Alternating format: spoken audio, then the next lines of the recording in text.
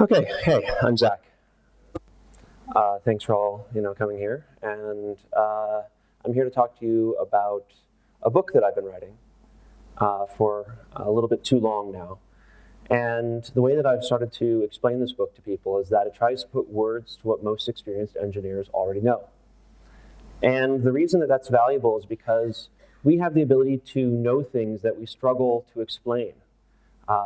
This quote here is from a man named Michael Polanyi, who is a chemist and philosopher.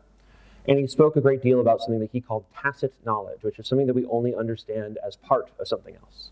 So I'm standing here and I'm speaking to you, and so clearly I know how to speak, right? But as I'm speaking, I'm not focusing on the physical act of speech, I'm focusing on my words, right? If you stopped me and asked me to try to explain to you what are my vocal cords doing right now, I would be at a loss, right? This is not something I've had reason to think about before. And this is fine, right?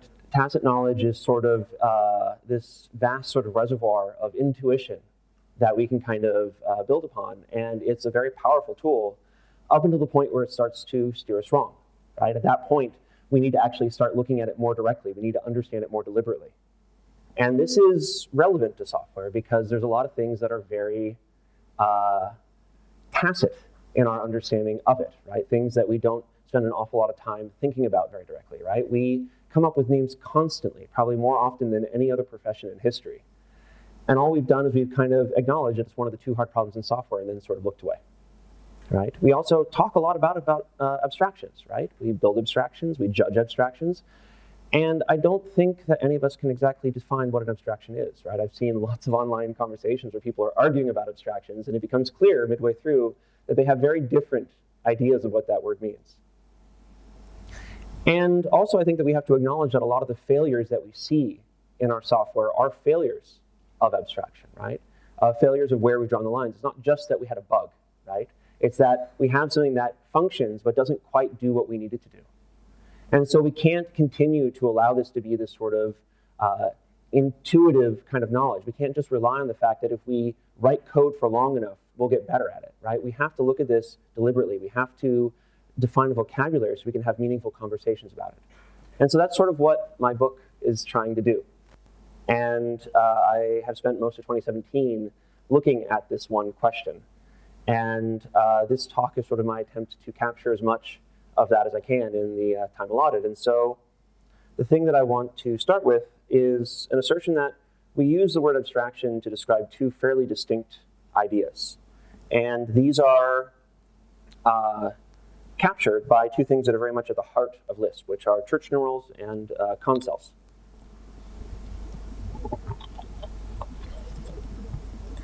So church numerals were invented by Alonzo Church back in the 1920s as part of his lambda calculus. They're a way of representing numbers using functions. So the number 3 is a function that takes another function and applies it to a value 3 times. And so we can start from a base case of 0, which applies the function never, and then build up with combinators from there, incrementing up, and in this way we can create a very basic arithmetic. Concells are, in their most common usage, a way of representing linked lists. It starts from nil, which is the base case of an empty list. We can prepend to that by creating a cell that points to nil and create a list of 1, and sort of, again, build up from there. And so there's actually a strong structural similarity between these two. So they don't differ in terms of how they're defined, but they do differ in terms of how they're judged. The church numerals were invented as a way of constructing proofs. And they were useful for this back in the 1920s. They're useful now, about 100 years later. They'll probably be useful in another 100 years, right? Mathematics doesn't change very rapidly. But the other thing that we have to acknowledge about the church numeral is that it's a terribly inefficient way to actually represent numbers, right? We would never dream of using the church numeral as a way of representing numbers in the computer as opposed to use a binary representation, right? So it's useful for math and only math. The concell, on the other hand, is actually a practically useful way to represent lists, right? This was the foundational data representation in Lisp languages for decades. But it's grown less useful with time because the cost of following each of these leaps through memory has grown. CPUs have gotten faster at a greater rate than memory latency has reduced. And so this is no longer a good default representation. And this is sort of proved by the fact that in Clojure, almost every single data representation uses 32 wide chunks of data, right? Because that fits the nature of the underlying hardware much more closely. And so again, these are not different in terms of how they're defined, but in terms of what context they're judged against. We judge the church numeral against the sort of timeless, very slowly changing backdrop of mathematics. And we judge the consel against the much more rapidly changing backdrop of computers and software and all the things that we use it for. And so I want you to keep that in mind as I look at the one very commonly referenced definition of abstraction in the computer science literature, which comes from a 1972 paper by Tony Hoare called Proof of Correctness of Data Representations. And this is an interesting paper, and it talks, as you might expect, about proving that data structures are correct. And in this paper, he talks about the sort of relationship between the implementation or the model of the data structure and the interface or the externally visible semantics. So consider a case where we have an integer set, which has three methods: add, remove, and contains. It's fairly clear what those do, or at least what they're supposed to do. And so there's not a lot of ambiguity there, but of course there are many ways that we can go and accomplish, that we can implement this sort of data structure, right? We could use a list, we could use a deduplicated list, we could use a sorted list, we could use a tree, we could use a hash set. And all of these are very distinct kind of implementations, but they all map onto the same point in sort of the semantic space, right? And so this mapping from these diverse implementations onto this single point in the sort of visible semantics of this interface is what Hoare calls the abstraction function. He also points out that we often want to constrain what the model can represent.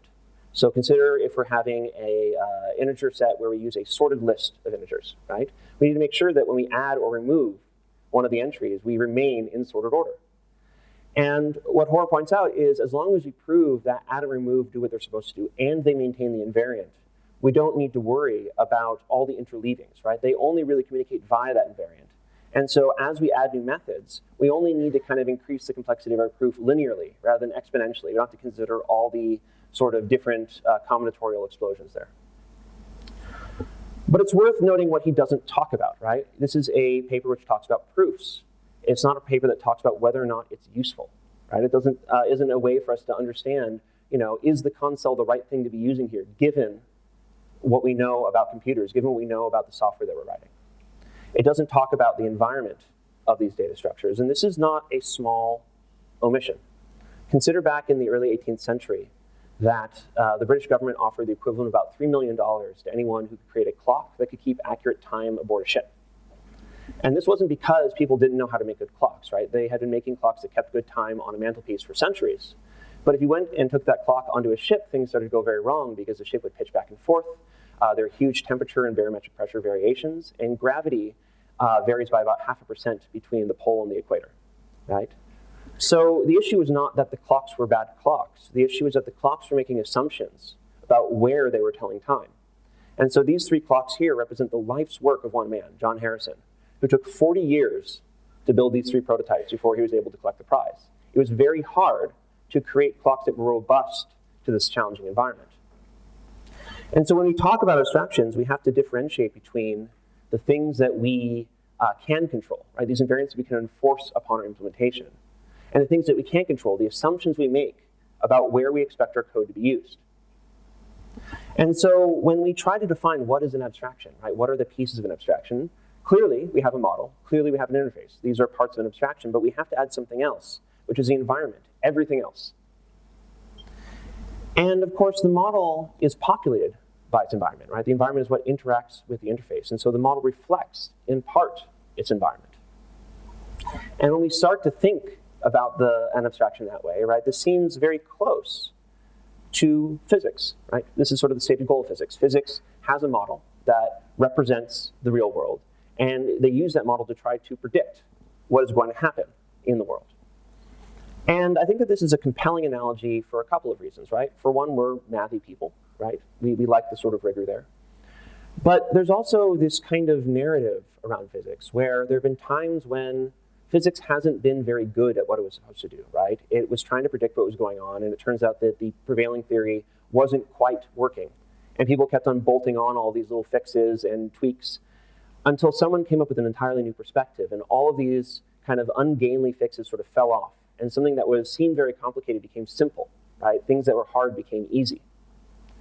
And there are all these sorts of what are called paradigm shifts, right? From sort of the Ptolemaic epicycles to Kepler's ellipses, from Aristotelian mechanics and Newtonian mechanics, from the sort of hodgepodge of laws around electricity and magnetism to Maxwell's equations, right? These are transformative moments.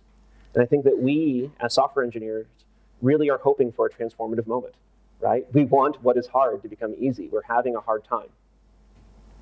And so there are a number of people who will go and talk about this, right? We'll ask, what are Maxwell's equations? What is the perspective that is going to make all this simple? And while I think that this is a very compelling narrative, I have to question its sort of validity, because physics approaches the world in a very particular way. It tries to reason about the world deductively, which is to say that it takes an observation of the world and it maps it into its model. And then it uses that model, it manipulates that model to try to understand the environment, right? That single observation is all that's required. And then we're just sort of closed off from the world, right? And it's not that physics quite succeeds at this, right? So Newton's law of gravity couldn't predict Mercury's orbit, and Einstein's general relativity was able to do Mercury, but can't quite do quantum singularities. And there are these gaps, right? These things that don't quite rise to this level of deductiveness. But they're trying. They'll keep on trying, right? This is the stated goal of physics. And a lot of the people who were early computer scientists, before there really even was a computer science, were trained as physicists, and this shows in a lot of the early projects. I think a really great example of this is the first attempt at a general-purpose AI called the General Problem Solver. And the General Problem Solver used what they call means-ends analysis. It observed the world, compared the state of the world to the desired state, and then searched for a series of actions that would take us from A to B. Having found that chain of actions, it would then sort of leap into action. And so you have to consider what would be required for this to work as expected, right? First, we would have to be able to capture an enormous amount of detail about the world around us, right? We would then need to be able to predict with perfect fidelity the effect of each of our actions and the response of the world to each of those actions, such that if we compose them all together, we end up exactly where we want.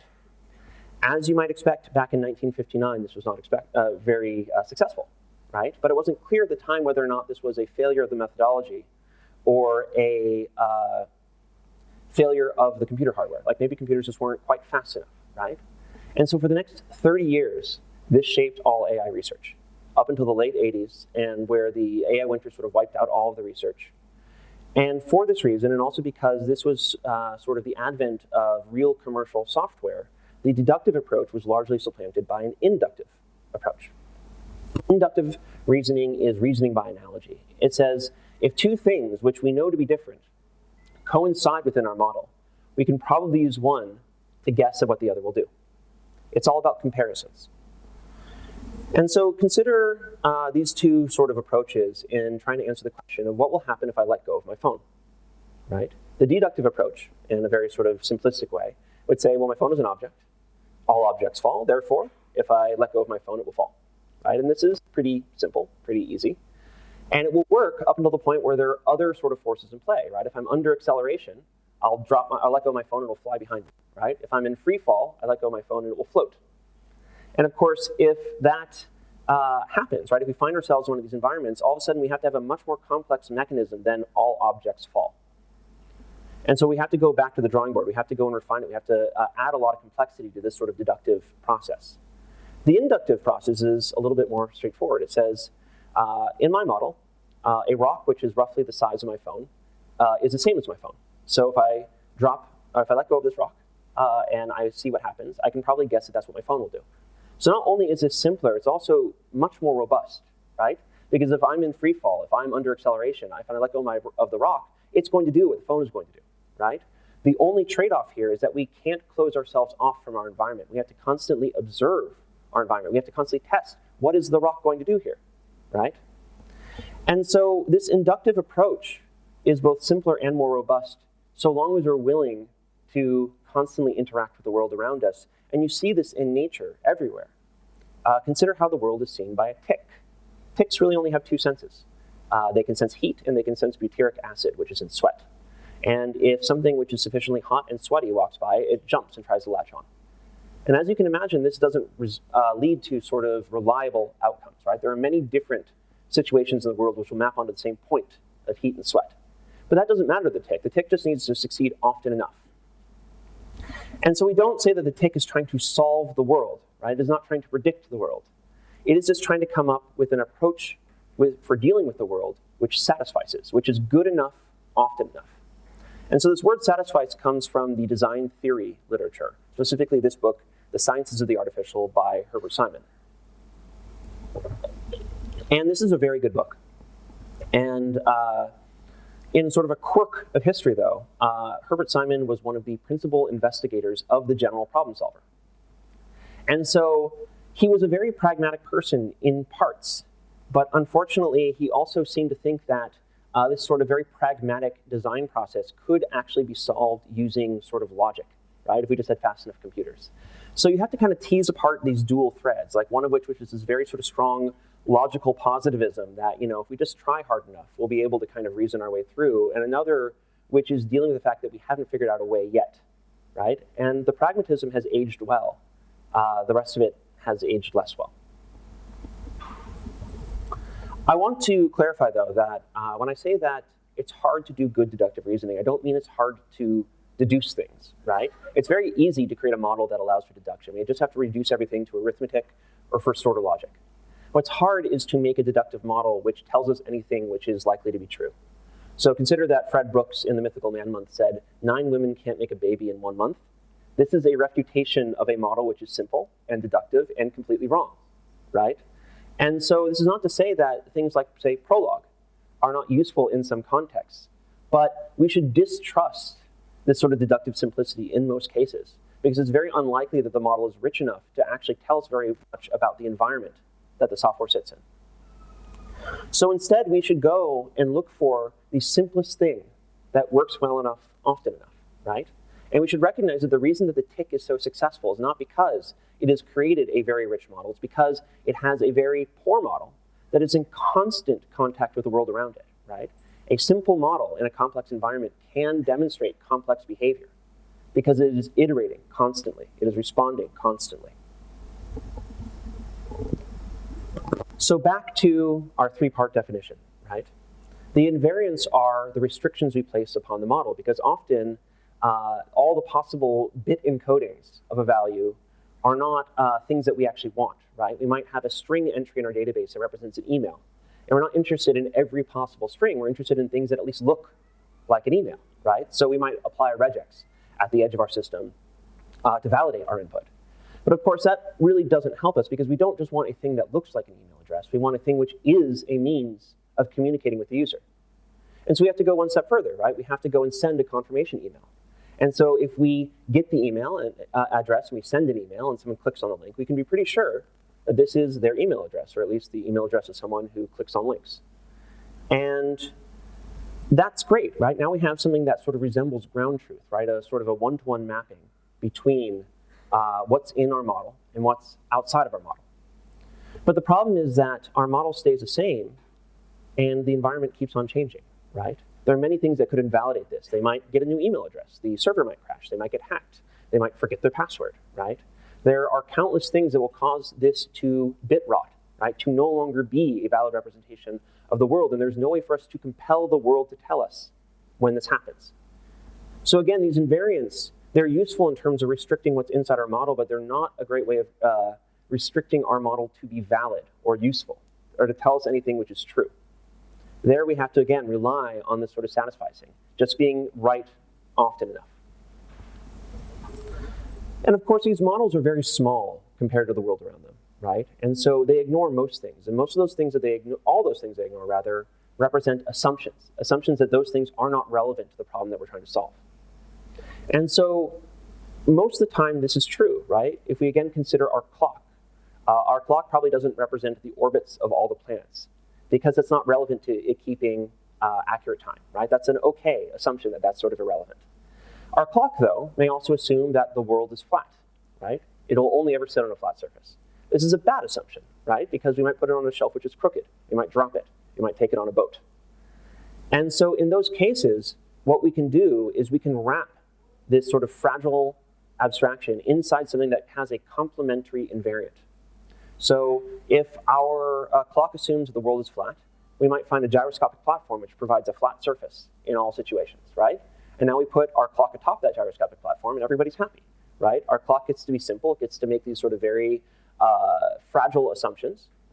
And the sort of problem of making that true is someone else's problem. This is a nice separation of concerns. And so this is a very powerful way to deal with these problems, right? We see this all the time in our software, where we might make very fragile assumptions about what the data can and cannot be, and we enforce that by putting some checks at the very periphery of our system. But this isn't always possible or desirable. So consider that in the C family of languages, we assume, or rather the language assumes, that programmers are very good at freeing memory when they're done using it. This is not proven to be a particularly good assumption, right? And we have something that provides a complementary invariant. It's called garbage collection, right? Which is great. But that isn't free, right? It comes with costs in terms of the complexity of the runtime, in terms of costs computationally. And so the C++ community has decided that that is not a trade-off that they're willing to make. So instead, they've adopted a convention, what they call RAII, or Resource Allocation is Initialization. And this is not something that precludes them from making mistakes. It is just something that makes it harder for them to make mistakes.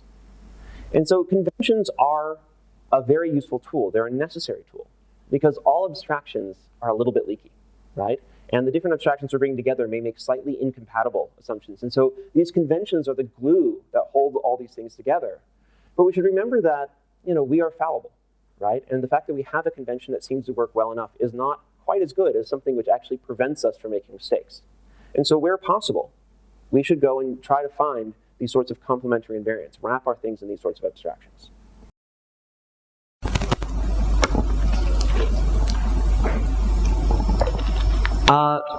The last part of our three-part sort of abstraction is the interface, right? The interface sits in between our model and the rest of the world. And so where the model can change freely, right? We can sort of swap things out, we can tinker with it. The interface is much more static, because changes to the interface have ripple effects to the outside world. And so the interface can't just represent what the model is, it has to represent all the things that the model may become. And so this means that we have to think much more carefully when sort of designing our interfaces. We have to consider all the possible future use cases and try to sort of capture them. We have to make the interface as minimal as possible so that it is the sort of intersection of all of these sort of future models. So if we accept that this is an okay definition of abstraction, right, there are some pretty direct sort of consequences, things that necessarily follow. And I want to just sort of run through them. The first and probably most important is a functional definition of abstraction. To abstract is to treat things which are different as equivalent. So consider these four pictures of a tree in the same position in different seasons, right? We would typically say this is the same tree, right? Because we do not consider the leaves, their color, the fact whether the tree is covered in snow, to be central to that tree's identity, right? We don't think that having a leaf fall off the tree changes our understanding of that tree, that we have to go and reconsider everything we've ever thought about that tree. And this is what model building is. It's identifying things that are central to the identity of something, because if that facet, which is central to identity, changes, we do have to rethink everything. We have to invalidate all our caches, right? So we only want to go and capture those things which are fundamental to the problem we're trying to solve. And that's going to vary in a lot of cases. But we should acknowledge that this is very central to how we approach the world. There's a great story by Jorge Luis Borges called Funes the Memorias, where he describes a man who has a lossless memory. And Funes has a very hard time sort of navigating the world, because he sees a dog, and he sees that same dog from a different angle, and he cannot recognize them as the same dog. All he can see are all the tiny little differences. And Borges writes, "To think is to forget a difference, to generalize, to abstract. In the overly replete world of Funes, there are nothing but details, almost contiguous details." And so this is how we approach the world, right? We ignore most of the world so that we can reason about it. And we have to acknowledge this. We have to remember that we are constantly ignoring most of the things around us, just so we can sort of make our way through everything around us. And this is exactly what we're trying to do with software. And so the second sort of consequence of this is sort of an answer to how do we judge whether or not abstraction is good, right? Which is separate from it being correct or self-consistent, right? This is it useful given the context? And the answer to this is that it's useful if the assumptions it makes about its environment hold true. And so this means that when we're judging software, we're often not really judging the software. We're judging its relationship to how we're using it, right? So consider a case where we're building up a SQL statement by concatenating some strings and some user input, right? We know this is bad. We know that this can lead to SQL injection. And so maybe, though, we have a little internal tool, right? We've written a little sort of one-off thing, and it's okay. And so we're assuming that all of our users are not malicious. And maybe this is okay. We know that we're not malicious, right? Maybe our teammate uses it. We're pretty sure they're not malicious. But then someone goes and puts it out to the public, right? Now we're assuming that the world does not have a single malicious person in it. This is a bad assumption, right? But that's not a quality of the software, right? It's a question of where does the software exist. If we say that software is over-engineered, what we're saying is we could have gotten the same effect by doing less, right? We made too few assumptions. And that's not a property of the software. That's a property of how we expect to use it. If we put it in a more challenging environment, it might be just right engineered. It might be under-engineered, right? And so very often when we discuss the merits of software, of a particular design choice, we don't actually ever talk about how we expect to be used. That's sort of in our head, right? That's sort of fueling our belief. But no one actually ever says it out loud. And we should remember that when we're having conversations about software, almost every conversation of this kind would be more productive if everyone stated up front their expected use cases.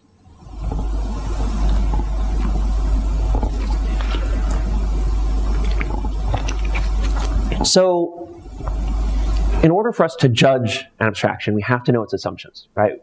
And in order to know its assumptions, we have to understand at least in part its model, because what the model omits represents the assumptions, right? That means that we have to dig into something to know whether or not it is right to be the right way to sort of approach a problem. But I think that we struggle with this because we're very prone to looking at something in our hand, seeing its exterior, and assuming that we sort of know its nature, right? This is something that we're sort of hard-coded to do. In Arthurian legend, King Arthur is able to pull the sword from the stone because he's kingly, right? He has the right bloodline, he's brave, he's wise. But no one can see that, right? What they can see is that he's holding the sword. And so we focus on the thing that we can see. We attribute all the power to that. We say, oh, the sword confers kingliness on Arthur, right? And this inversion is extremely common and is sort of the focus of this book by Jean Baudrillard called Simulacra and Simulation. But I think that a really relevant example of this is sort of our ongoing love affair with machine learning techniques, specifically deep neural networks. This image here is from a paper called Deep Neural Networks Are Easily Fooled. And it's a bunch of synthetic images which were identified as a particular object with 99% or higher certainty. And if we zoom in on this, it's a little weird, right? I mean, this is not a comic book. This is not a digital clock, right? But the title of this paper is a little questionable, right? Because it very implicitly assumes that because this neural network is doing a human-like task, right? It's identifying objects. It should have human-like fallibility. Its failure modes should be our failure modes, which is a totally unreasonable assumption because we cannot look at the weights of a neural network and infer what its assumptions are. Even seeing these corner cases, we don't really gain a particularly deeper understanding. What happens if we tilt one of the zeros in this digital clock a little bit more or a little bit less? What will happen to the certainty that it's a digital clock? We don't know, right? But the problem here is that we are very prone to projecting sort of our internal understanding onto what we presume to be the internals of this thing, right? We believe that we understand it because we kind of understand what it's doing. So we kind of understand how it's going to fail, which is false, right? But we have to be extremely vigilant about our own sort of internal thought processes here because we almost automatically sort of project this, assume that we have a greater understanding than we actually do. A sort of closely related consequence of our definition is that an abstraction cannot prevent itself from being misused, right? The abstraction can't prevent us from putting it in the wrong environment. And so what this means is that there's always one last convention that we have to enforce, which is that we only use an abstraction when it's useful, which is a bit of a tautology, right? But this is really important. It means that we have to constantly compare the assumptions of our abstraction to the environment as it changes around us. And we always are the final line of defense, right? We cannot engineer ourselves out of a job.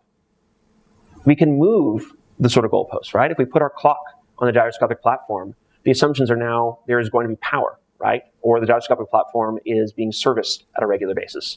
And maybe that's a better assumption, right? But it's still an assumption. it's still something that we do have to go and enforce. If we find that our model ignores too much, right, that it makes an unreasonable assumption, we have three options. We can make our model larger. We can actually represent the thing that we're ignoring. We can replace our model with something else entirely. Or we can just state that this was never something that we were meaning to solve, right? We can effectively fire the customer, tell them that they're using it wrong. And most of the time, we opt for making the model larger, right? Most of the time, we go and just add one more thing because, it turns out that we were almost right, but, we just have to, add one little detail there. And this is fine, except that we have to remember that we are very limited, right? And models are useful because they can fit in our head, because they give us sort of traction about the world. And if we exceed our own very limited sort of capacity to understand a model, it's no longer useful. Borges, again, has a story where he describes a guild of cartographers that makes a one-to-one map that they just sort of drape over the kingdom. And he writes, the following generations, who are not so fond of the study of cartography as their forebears had been, saw that the vast map was useless, and goes on to describe it sort of decaying and disappearing. And, it doesn't take an infinitely detailed model for it to not be something that we can use, right? It just takes it being a little bit too large. And in those cases where it starts to sort of exceed our mental capacity, we have to go and find a better perspective. We have to go and replace it with something else. But we have to remember that we don't want to replace too much. We want to replace only the minimal amount, right? When we go and are writing some sort of little one-off script, we don't start by designing our own silicon and then designing our own operating system and our own language, and then finally writing the script, right? We build the top layers that are not purpose-built to what we're doing, that make what we're doing maybe a little bit awkward, a little inelegant, because that's the only reasonable thing to do. And so we will have to go and throw things away as they sort of grow and become ungainly, but we should only throw away the minimum amount that we have to regain sort of an understanding of our problem.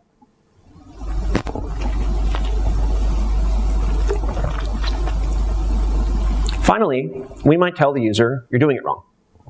And in that case, they have three options. They can either discard our abstraction and find something that's better suited to their problem. I don't know what that is. Oh, that's the Wi-Fi, sorry, just a second.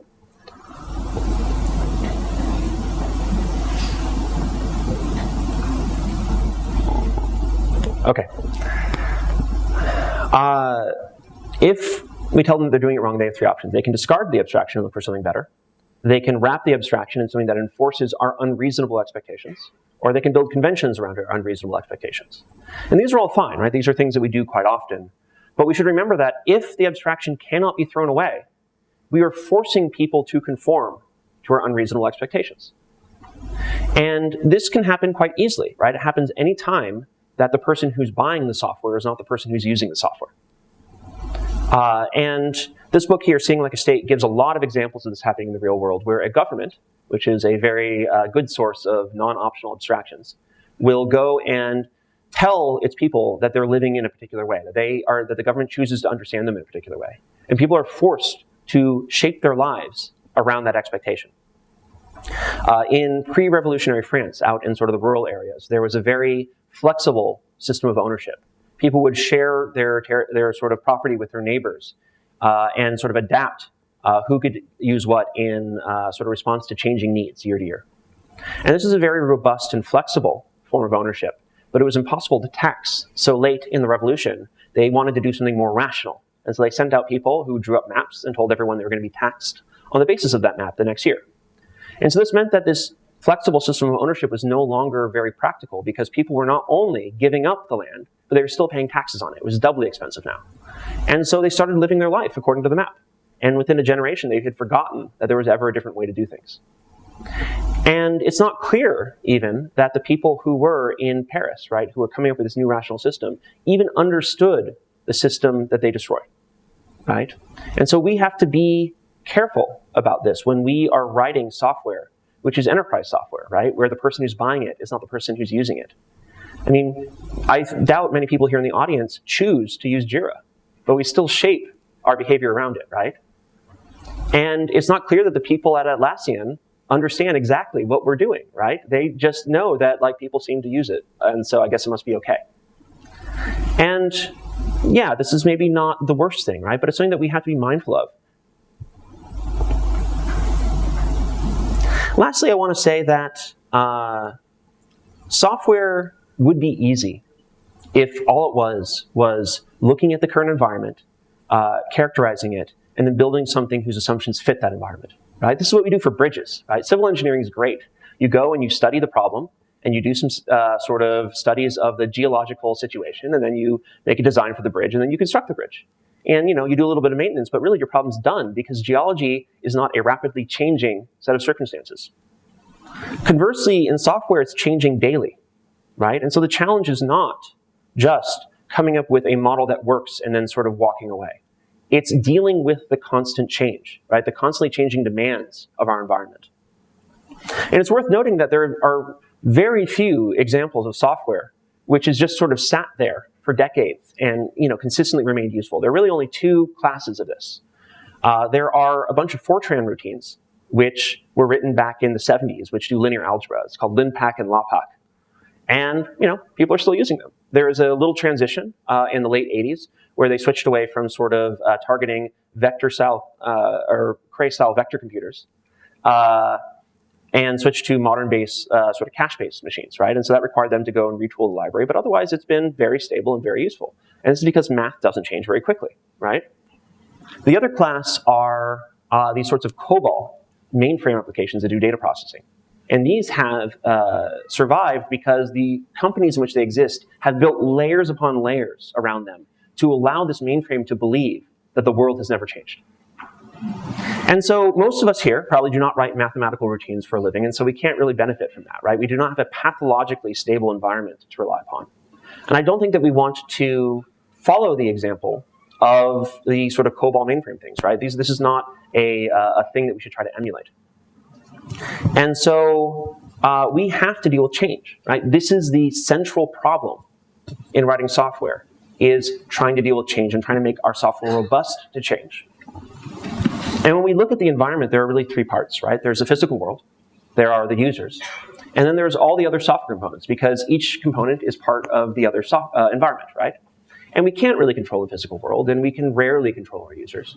So the only real leverage we have here, right? The only thing that we can do to make our software robust to change is to make sure that when we go and change one piece of our code base, we don't break another. And so in the last part of my talk, I just want to kind of examine this, right? How do we go and make our software sort of compatible with the need to go and sort of change it over time? And so really there are only two strategies to accomplish this, to make the effects of changes in one part predictable across the rest of the system. We can create a principled system where the relationships between all the different parts of our code are fixed and predictable. And that means that if we go and we change one part, we know exactly what sort of effect that will have. Another is to make an adaptable system, which does not have a fixed set of relationships, but it has a very sparse set of relationships, such that if we go and we change something, that change cannot propagate very far. And so that means that we can reason locally about the effect of all of our changes. And these two approaches are sort of reflected in a book called Notes on the Synthesis of Form by Christopher Alexander, where he compares different kinds of cultures that surround buildings, or rather the creation of buildings. And he calls these two cultures self-conscious and unselfconscious. A self-conscious culture has a role which is called architect, someone who designs and constructs buildings. In unselfconscious cultures, everyone just builds their own. And so self-conscious cultures have mastery of the principles of construction and design. They understand the materials, and so they're able to make skyscrapers, right? Unselfconscious cultures make things like the igloo. The igloo is a largely temporary structure, which is often built daily. It's built in a variety of different situations, which means that it has to be able to adapt to a wide variety of environments. But also the igloo is sort of customizable in the moment. If it gets too warm inside an igloo, you can just punch a hole in the side and let in cold air. If it gets too cold, you fill the hole back in. And this is possible because the igloo is more structurally stable than it has to be, right? We can go and we can punch a hole in it without worrying that it's going to kind of come crashing down around us. The skyscraper is a little bit more minimal, right? It's a little bit less customizable. There's a building where I live in San Francisco that was constructed a few years back, and it started to sink. It's about 6 inches below the sidewalk right now. And the problem is that we can't go and start pulling out I-beams from it. We can't make it lighter after the fact, right? Those were all structural elements. And so all they can do is they can sort of try to wrap it in something. They can to make it as if the environment is not quite as soft. as it actually is, or they're going to have to tear it down. And so principled code does not have a lot of indirection. There's not a lot of separation between what is being done and how it's being done. Because at the very top, the sort of statement of purpose of this code defines everything that comes underneath it, right? It shapes it. And so if we sit atop that, we can go and we can kind of understand the overall purpose, and we can guess quite readily at what the rest of the code is going to be doing, more or less. And so this has two properties, right? It gives us a certain minimalism, right? We can go and we can construct things in this way that allows it to be extremely minimal. You can't really take anything else away. It also makes it very fragile, right? We can't go and just pull one of these cards out and assume that everything's going to be okay, right? If we want to go and construct it so that the top of this pyramid is 3 inches to the right, we have to go and just tear it down and build it up again. And so this is actually useful, right? This sort of minimalism, this clarity and coherence of purpose.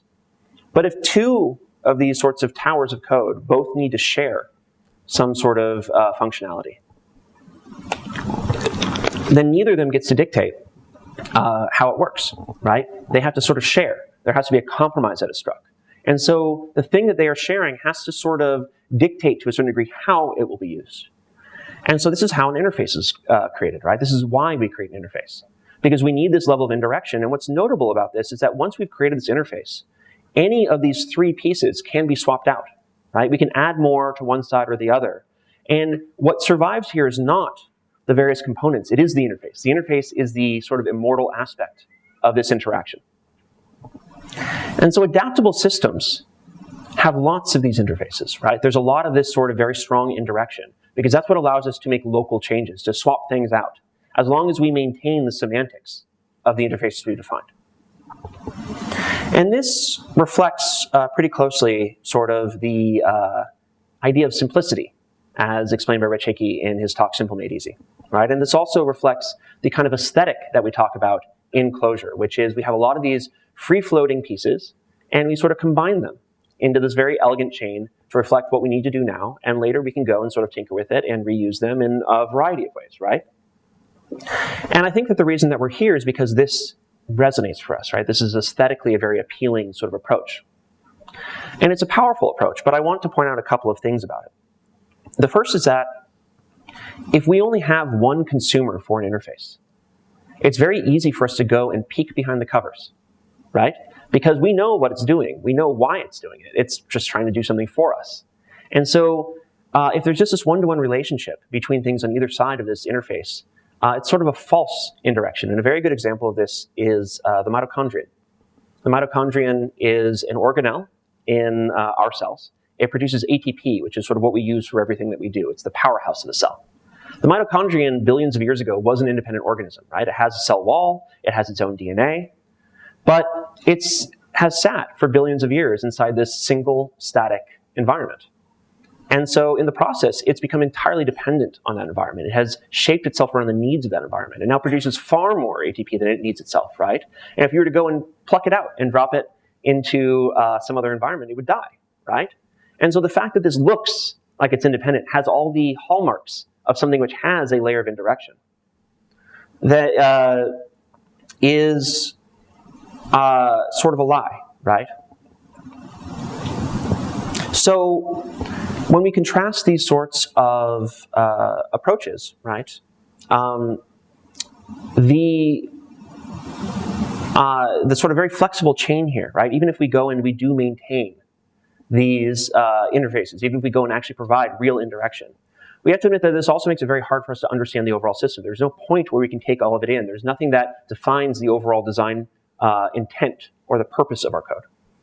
And so while the tower, this principled sort of structure, this complected structure, is fragile, it's still very useful, right? It has useful qualities.